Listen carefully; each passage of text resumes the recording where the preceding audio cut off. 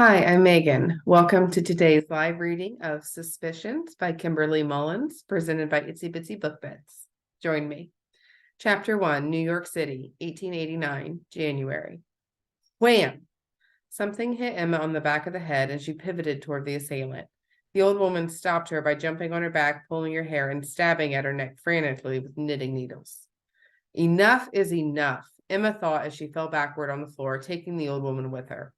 Her attacker screamed, trying to get out from under Emma. Emma took the opportunity to flip over and grab the woman's hands, holding them above her head. Old woman, I have had enough, she growled at her. That didn't quell the woman's spirit, and she continued to struggle in Emma's hold. Who would have thought she would have so much energy, Emma thought. This woman was in her 60s. When she finally appeared to be worn out, Emma wrestled her into a chair. She yanked the knitting needles and yarn from the woman's hands and threw them to the floor. You stay there or there will be consequences, Emma warned. When she saw the woman's mutinous expression, she continued in an exasperated tone. Are you going to stay there or do I have to tie you up? Her patience was gone. The old woman kept the same expression but stayed nonetheless. They wanted me to talk to you first because I could keep you calm, Emma muttered. She stepped back and took a moment to pull her long blonde hair back into a ponytail. Once she felt more settled, she got a chair and sat in front of her suspect. Okay, let's start again. Your daughter was Mavis Franklin? Yes, the woman answered, hacking a wad of spit her way. Emma wiped the spit from her face and held out her other hand in warning. Corinne, stop that. They stared at each other. The light coming through the window had started to dim in the small room. Emma didn't want to end the staring contest by turning up the gas lamp, so she stayed where she was. The tactic worked, and the old woman asked in a low voice, What do you want to know? Your daughter. Why didn't you go to her funeral? I was told not to, she answered shortly. Who told you not to go? Emma asked, knowing that was the answer they were after. When Corinne's response didn't come immediately, Emma followed up with another question. Was it the person behind the child kidnappings? Yes, Corinne replied in a clearer voice this time. Who is he? Instead of answering her question, Corinne asked, Can I have my knitting back? Emma scrunched up her eyes, considered the request. She finally acquiesced, bent down to pick the needles and yarn up, and handed them to her. The sound of the needles filled the quiet room. While Emma waited for her to start talking, she glanced out the window. Something there caught her eyes. What was that? Frowning, she started to stand and investigate. At that moment, the woman started talking. Emma sat back in the chair to listen. He is my son, Corinne said, not looking up from her task. Son? But he had his sister killed, or should I say half-sister? Though they were so alike, rotten to the core, the both of them, Corinne's mouth twisted into a semblance of a smile. Like their mom, Emma said. She had a file a foot thick on this woman's criminal activities. She had been the head of a criminal organization long before her children came along. Corinne sent her a shrewd look. They followed in my footsteps. Emma let that go. Why didn't he want you to go to the funeral? He knew the authorities could link me to her and then to him. He'd do anything to prevent that. Emma nodded and thought about the census records she had reviewed. You had a son, Christopher. He dropped off the census records at the age of 15. We thought he might have died. No, that was his way of hiding. He changed his name. Didn't even want to be called Christopher at home. He changed overnight and moved out to start his new identity. He was never seen with us again. It was time. What name is he using? Emma asked, her voice hardening. A name floated through her head. She shook it, thinking it was impossible. It can't be him. He'll kill me, the woman stated. We can protect you, Emma said, thinking ahead. They could get her an apartment far outside of town. Can you? I don't think you can. But I'm old. Maybe I've outstayed my time, Corinne said and continued to knit. Emma had to keep pressing her. They needed answers. She was their only connection to the child kidnapping case. The people involved had targeted the poor who didn't have the money to advocate for their children. The number of children that had been taken had grown with new information coming in from all over the country. There was someone behind this, and Emma wanted that name. His name, she prompted loudly. John Harden, Corinne stated, not looking up. Though spoken in a low voice, the sound vibrated through her ears. John Harden, but he's in prison and has been for a while now. Memories flooded her mind. John Harden was a known gangster and had been part of her first major case, part of the cover-up and murder of her mother. Oddly, at the time, he felt he owed her something by removing the man who had taken over his business. There had been no contact between them since that time. Yes, you know the name, the other woman stated and stopped her knitting. She straightened in her chair. Emma wondered about the airs Corinne was putting on. Her son wasn't famous as much as he was infamous. She continued to watch her. Operations have never run so well as when he went into prison, Corinne said proudly. Why did he kill Cadence? He let her have her way with the business, though he never agreed with it. I think he was relieved when the operation had to be shut down. I think he was also relieved to be rid of her. She looked over and explained. They never got along. Emma looked at her, wondering what kind of childhood these two had. She asked, did you want them to get along? Corinne shrugged, taking up her knitting again. It was interesting when they fought for attention. I would get nice things from their competition. Emma just shook her head. Never a family only competitors. Emma stood and said, don't move. I'm going to get someone to take you into custody. Her head still bowed as she concentrated on her knitting. Corinne replied softly, do what you need to do, dearie. I'll do what I need to do also. Emma exited the small room, the needle still clicking as she pulled the door closed.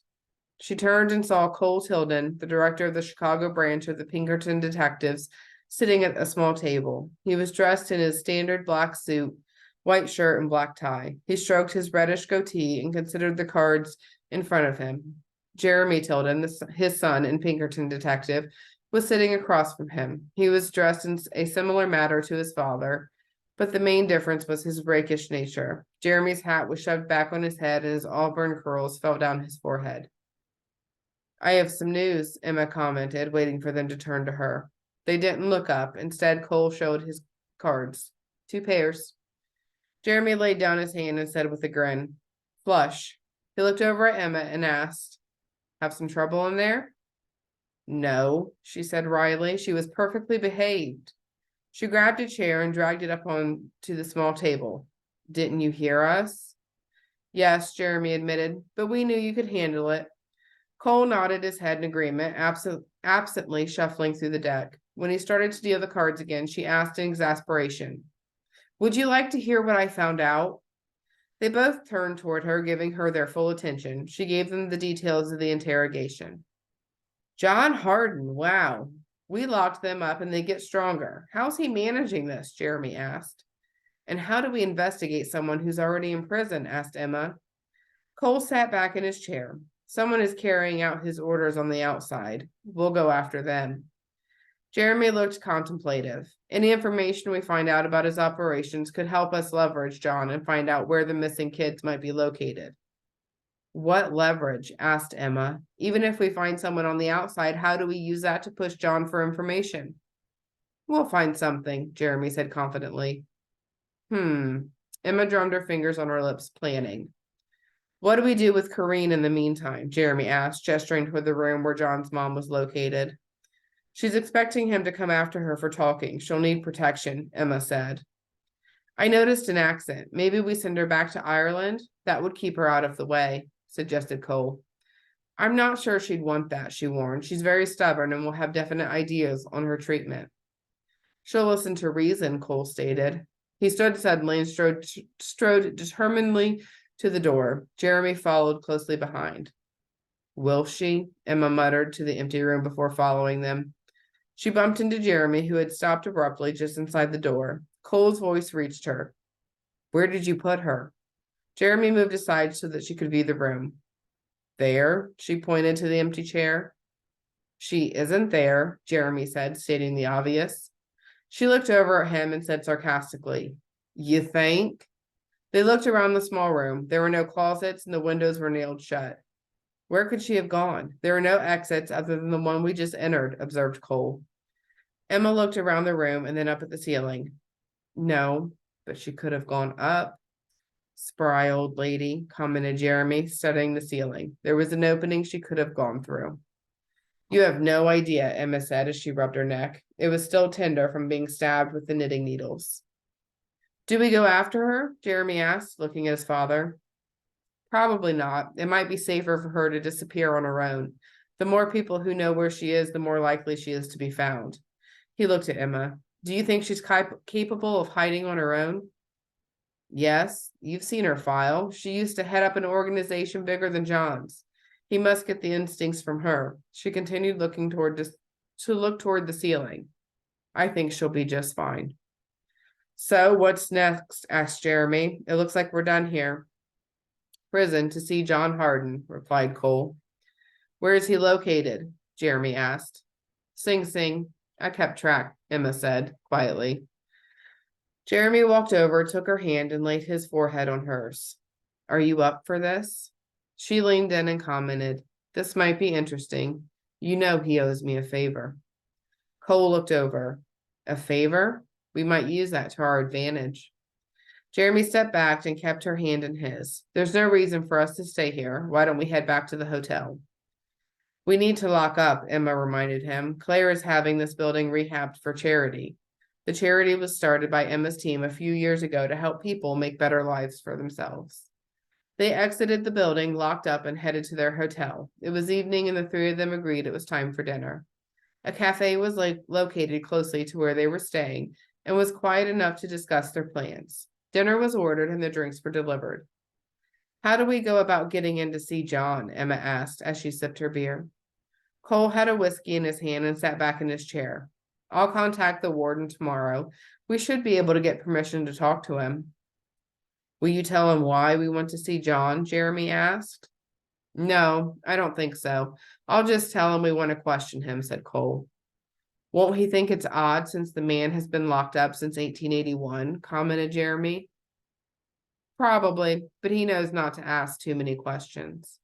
Agreed, said Emma. John's mom indicated that he has the run of the place.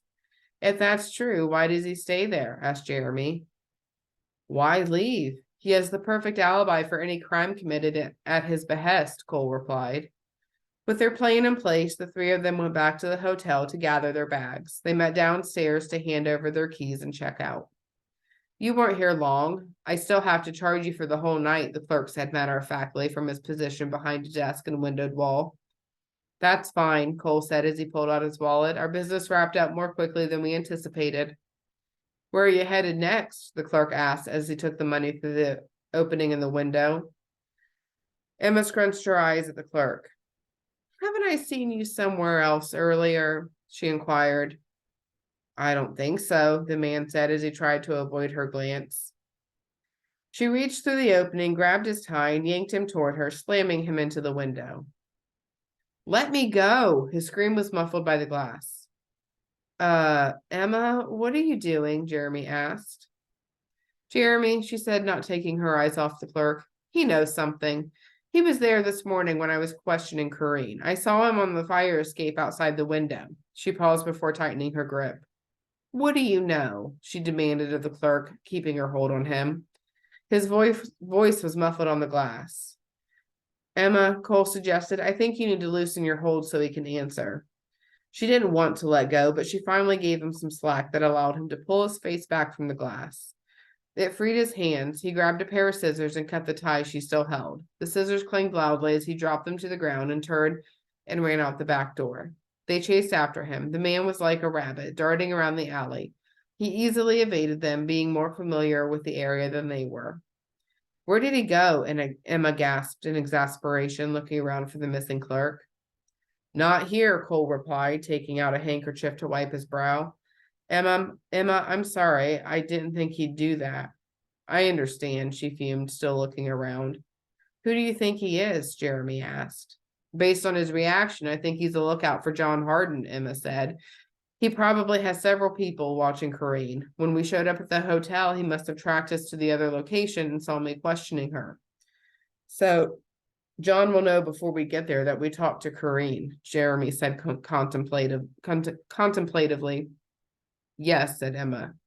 Cole looked at the two of them and said, "Let's get back to the hotel. We need to get our bags and arrange for a carriage."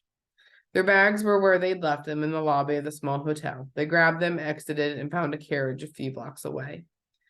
"Take me to where I can rent a wagon, please," requested Cole. The driver mentioned the address, and Jeremy said, "We'll meet you there, Pops. We'll get the food for our trip."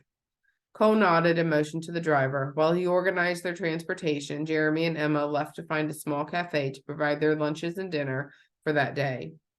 "Some fruit also," Emma said to the waitress, picking up the bananas from the counter. The waitress nodded and continued to compile their order.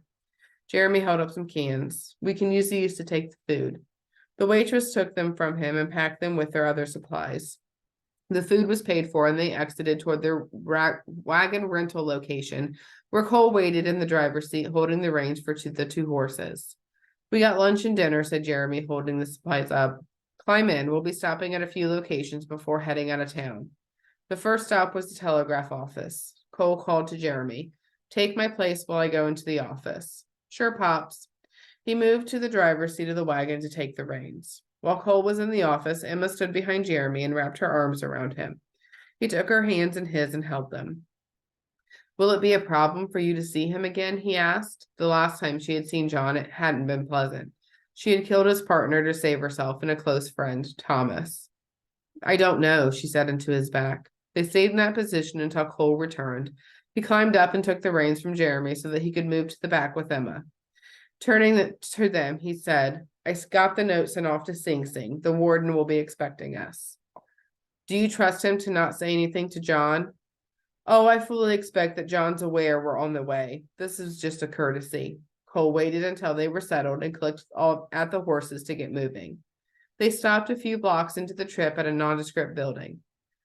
He looked over at Jeremy and asked, "Can you go in and pick up my bag?" Jeremy had an idea of what they were picking up. "You have a list?"